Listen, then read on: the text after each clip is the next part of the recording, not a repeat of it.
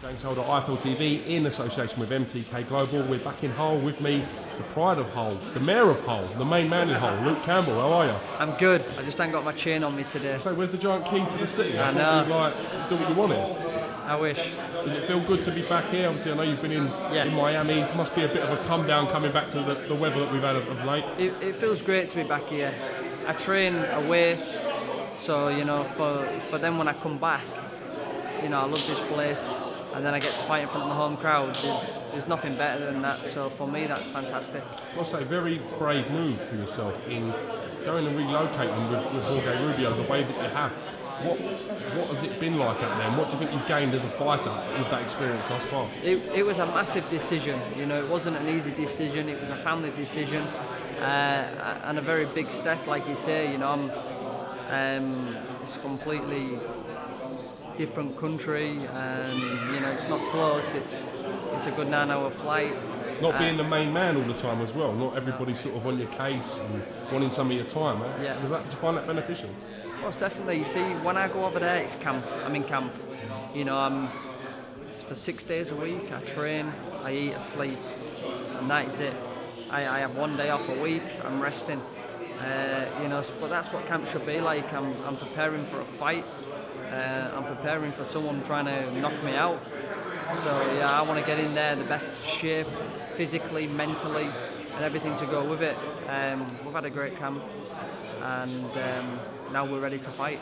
Is it important to you that you show superiority in these fights? Having suffered a defeat quite early on in your career, is it important to you that you sort of dominate these sort of opponents and really put on a dominating performance? Most definitely.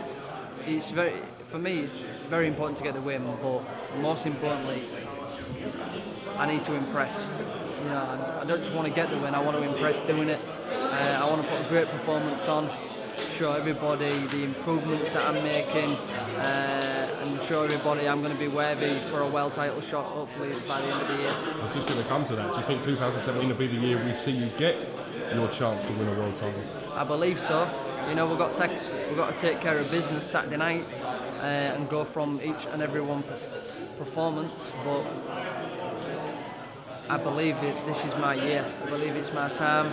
I'm sacrificing a lot, I'm giving up a lot, training as hard as I can train. So, with me, it's all or nothing.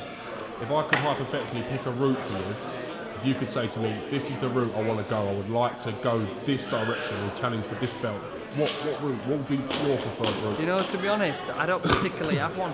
I leave that up to the team around me. They tell me who I'm fighting and I fight.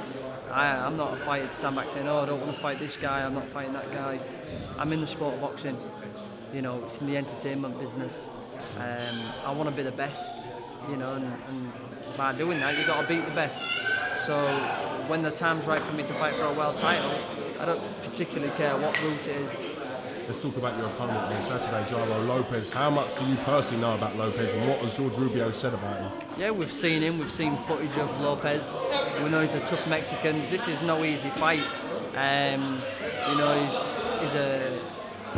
He's a big puncher. He can box. He can fight. And it's another test for myself. But this is what I'm here for. I'm here for challenges. When I first stepped into the professional games, I want to see how far I can go. I want to see what I'm made of and what I can achieve in the professional game. Everybody knows what I did in the amateur game, but professionals is different. But so the start of my professional career, it was all for me thinking, right, what you got? Let's see what you can do. Let's see how far you can go. And let's see how good you can be in the professional game, and that's what it was. So it's a tough fight ahead Saturday night, but we're ready, we've done everything, we're ready to fight.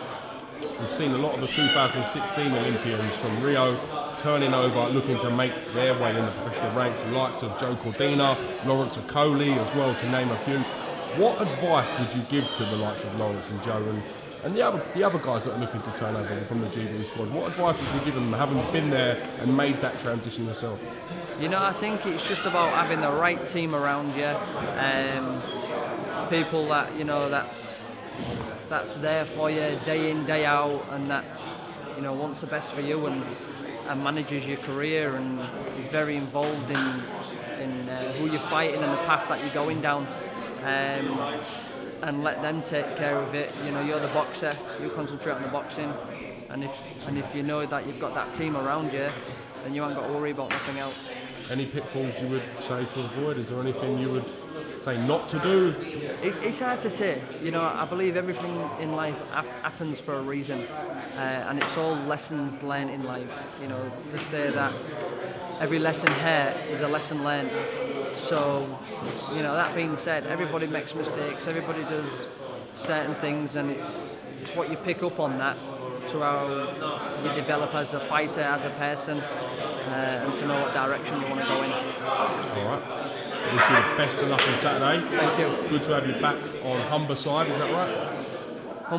Humberside, is that right? Yeah, you could say Humberside, Yorkshire. Yorkshire.